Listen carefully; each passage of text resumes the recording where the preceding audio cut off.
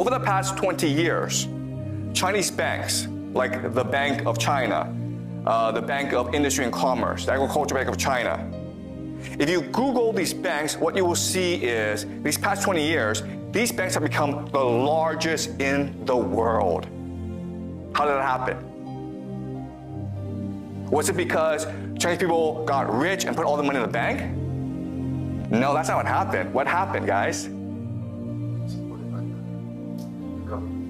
Okay, what happened was these banks start to lend money out to corporations, to government, to people to build skyscrapers, to build roads.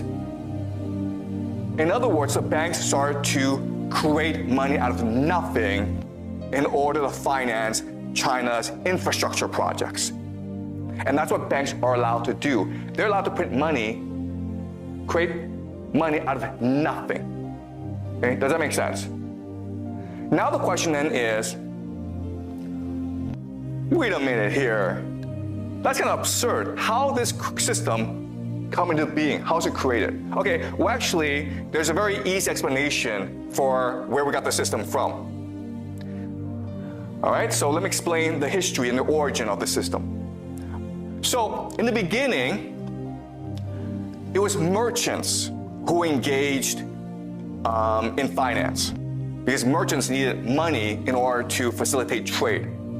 Okay? And some merchants became extremely wealthy. And when they became very wealthy, they started banks in order to support trade and other merchants.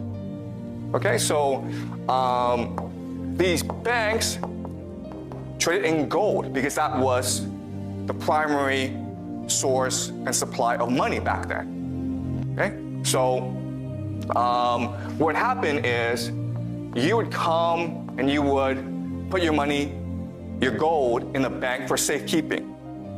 And the bank would give you a contract, right? A contract is just saying, thank you for giving me your gold. I promise to give back your gold at any time that you want it. And this is what we call a receipt, right?